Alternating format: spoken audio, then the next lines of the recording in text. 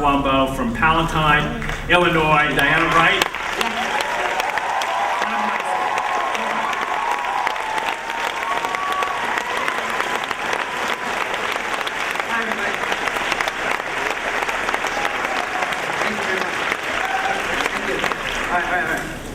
Alright, so I assume that means everyone's doing alright. I was going to ask, but looks like everyone's doing good. Alright, so now before I start, I want to tell you guys a quick story. I was at Target. Can you guys see me down here? You still see me? Alright. No? Alright, I'll stay up here then. Sorry. So I was at Target not too long ago with my mom and my sister. And we had a long list of things to buy.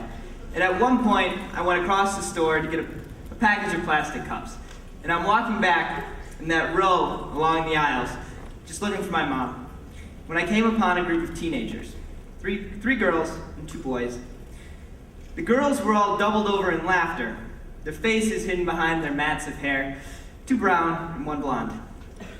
The one boy, their friend, was jumping up and down, each time pointing and saying something loudly, but I was too far away to hear what. Now as I got closer, the other boy turned and looked down the aisle where I assumed the victim of their teasing was, and loudly yelled, "Who let the Negro in?" And then to his friends loudly added, "I just hate when these black kids come in our stores like that." Okay, now I'll get back to that story later, I promise. But first, you guys have been sitting for a while. Let's see if we can get some audience participation. By show of hands, I'm going to ask you guys a couple questions. I just want you to be honest with me. Okay? Now, who in here hates old people? Just can't stand them, don't think they should be part of our society? No? Okay. Alright, now who in here thinks that sexism is okay? That women, or men I suppose, shouldn't be allowed to vote, drive, what have you, based on gender? You guys can be honest with me, it's alright. Okay. Now, who in here is a racist? Maybe you just can't stand white people, black people, yellow people, purple people, what have you. Okay. Alright, so then it seems to me that people, at least those in this room, don't support discrimination against those who do not choose their condition. Does that make sense? Old people do not choose to be old, women do not choose to be women, or men, and one does not choose one's race at birth. Okay? However, all 3 of these demographic minorities have been subject to discrimination, historically. Now you hear me use the word historically, because, you're thinking, that doesn't really happen anymore. It happened once, not in our society today. And you're partially right. It's because all 3 of these groups share one other commonality. As fully capable human beings, they can all explain why discrimination is wrong. Dr. Martin Luther King, Susan B. Anthony, 2 great examples. Okay, so discrimination is bad. Discrimination against those who do not choose their conditions, that's worse. And if such a thing existed, discrimination against those who oftentimes cannot defend themselves would trump all the others. But it's a good thing that in this room we don't tolerate discrimination. Not in this room. Now I have one last question for you.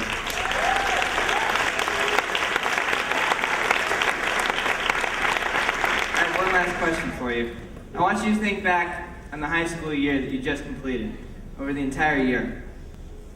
And I want you to raise your hand if you either used the word retard or retarded, or shrugged off when someone else used the word retard or retarded. How many people in here? All right, now leaders, that's you. Look around at your fellow leaders. We have just found the one thing that's worse than racism. Now I want to get back to that story I was telling you. This time I want to tell you the full story. It was late May, just about a month ago. I was sitting outside in my driveway with my little sister, watching her blow bubbles, just enjoying the fresh air and the sunshine. My little sister, she's 12 now, and bubble blowing may be her favorite activity on the entire planet. I envy her excitement sometimes. Each bubble she blows gets its own set of ecstatic jumps and a huge smile. As she jumps up and down, her hair moves with her, and there's just that one split second where you can see the question mark shaped scar that runs above her right ear from brain surgery 2 years ago. Look at all those big, big bubbles, Soeren, she tells me, smiling widely. I see him, Olivia.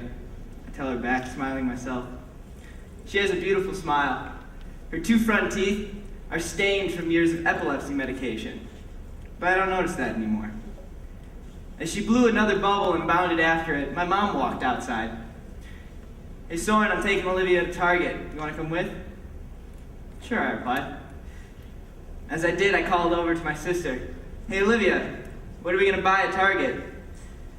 All the bubbles, Mom. We're going to buy all the bubbles at Target.